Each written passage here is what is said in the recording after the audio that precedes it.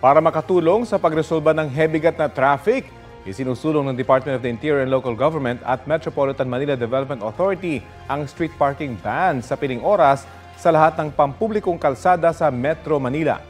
Balitang hatid ni Darlene Kai. Sa September 1, nakatakdang maglabas ang DILG ng final version ng mga polisiya sa isinusulong na regulasyon sa street parking. Ang nais dito ni DILG Secretary John Vic Remulla, bawal mag-park sa mga pampublikong kalye sa Metro Manila mula alas 5 ng madaling araw hanggang alas 10 ng gabi. Kabilang ang mga maliliit na kalsada o tertiary roads.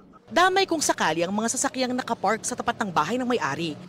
Isa sa mga apektado niyan ay si Joseph na nakaparada sa tapat ng bahay sa Quezon City, ang 4 na sasakyan na pinapasada bilang school service at gamit sa ibang negosyo.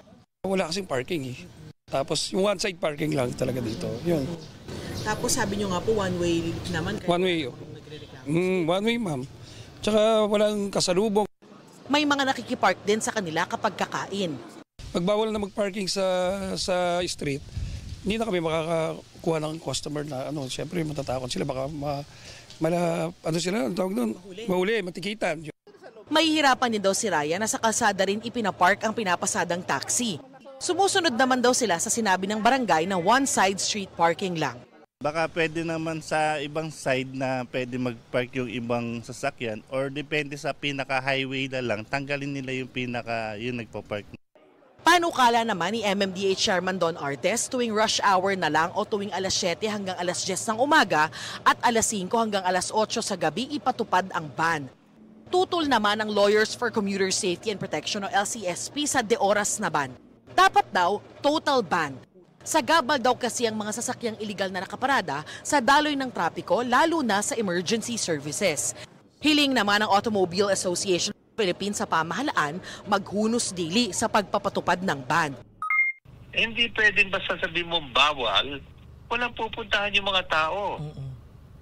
Hindi mo pwedeng basta sabihin bawal bumili ng kotse.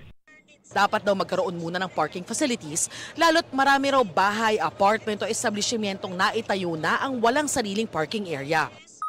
Kailangan mag-set up naman ng government, local government, ng mga parking buildings or parking lots. Kasi saan papark yung nabili na nila yung kotse.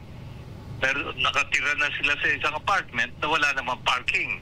So, anong mangyayari? Noong 2022, ipinanukala ni Marinduque Representative Lord Alan J. Velasco na i-require sa pagpaparehistro ng sasakyan na magkaroon muna dapat ng sariling parking space. Ngayong 20th Congress, naghain ng parehong panukala si Capiz 2nd District Representative Jane Castro. Para naman kay Metro Manila Council President at San Juan City Mayor Francis Zamora, suportado nila ang panukalang ito ng DILG pero sana raw wag sa lahat ng kalye ipagbawal ang parking.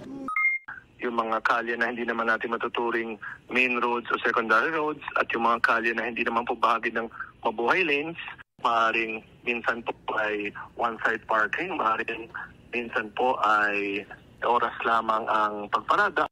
Mainam daw kung hahayaan ang LGU na maglatag muna ng panukala sa mga kalye sa kani-kanilang lungsod.